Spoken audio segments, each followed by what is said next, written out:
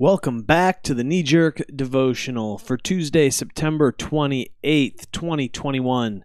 Daily Spiritual Insight for the short attention span.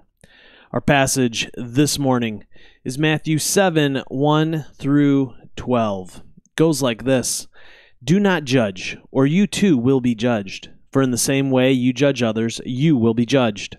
And with the measure you use, it will be measured to you. Why do you look at the speck of sawdust in your brother's eye and pay no attention to the plank in your own eye? How can you say to your brother, "Let me take the speck out of your own eye," when all the time there is a plank in your own eye? You hypocrite! First take the plank out of your own eye, and then you will see clearly to remove the speck from your brother's eye. Do not give dogs what is sacred. Do not throw your pearls to pigs. If you do, they may trample them under their feet, and turn and tear you to pieces. Ask, and it will be given to you. Seek, and you will find. Knock, and the door will be opened to you. For everyone who asks receives, the one who seeks finds, and to the one who knocks the door will be opened. Which of you, if your son asks for bread, will give him a stone? Or if he asks for a fish, will give him a snake? If you then, though you are evil, know how to give good gifts to your children, how much more will your Father in heaven give good gifts to those who ask him? So in everything, do to others what you would have them do to you, for this sums up the law and the prophets. Well, my custom is to use the message for these daily devotionals because it's often jarring to read these well-known passages in a different translation. While I really like the way Peterson renders this section, I think he misses the central issue that Jesus is getting at. But I think the NIV, NRSV, and other more literal translations get at it a bit better. Why? Because of the word hypocrite. That really seems to be the heart of what Jesus is teaching here. We must engage with one another in humility because we are flawed and none of us are perfect. If we act as though we have it all together, then we are nothing more than hypocrites. All in all, I think Jesus is saying, give one another the benefit of the doubt. When Amy and I joined the staff of Cru, we were assigned to a campus team at Illinois State University. I'm grateful for those years. We grew up there. When we arrived to campus, we were in our early 20s and not much older than the students we were serving.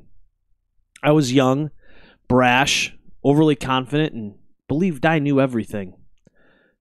Boy, was I wrong. Thankfully, our team leader, Matt Kent, was kind and gentle. He didn't put up with my childish ways, but he also acknowledged that he was imperfect. Matt is the embodiment of humility, and he probably just blushed without knowing why. One of the greatest gifts that Matt gave Amy and I through his leadership was this: we will believe the best in one another. Believe the best in one another. What Matt meant by this was that we would endeavor to give the same amount of grace and mercy to one another that we wanted to receive ourselves. This meant that we didn't question one another's motives. Our posture was to assume that each of us on the team had the best intentions and wanted what was best for one another. By serving together in this way, we experienced one of the healthiest teams that I've ever been a part of.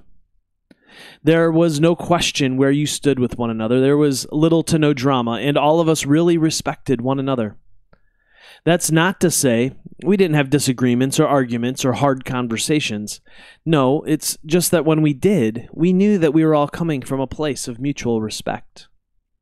In our society, we take an approach of, I will extend respect to you if you first extend respect to me. Do you see how this is so broken? The thing is, I'm guilty of it too. There are days when I have forgotten that lesson taught to me by Matt about believing the best. As a follower of Jesus, I am reminded this morning that believing the best is something that I'm called to do from a deeper place. It's part of my new identity. I am called to believe the best because I recognize my own weaknesses, my own need for grace, and my own hope for mercy. You see, I need grace and mercy from the people in my life because I'm so deeply flawed. If I'm deeply flawed, then I can't expect others to not be deeply flawed. All of us need grace and mercy. All of us are carrying around planks in our eyes. When we are able to recognize this reality, then we are able to offer up grace to our neighbor and their speck. Let's not be hypocrites. Let's not act like we have it all together.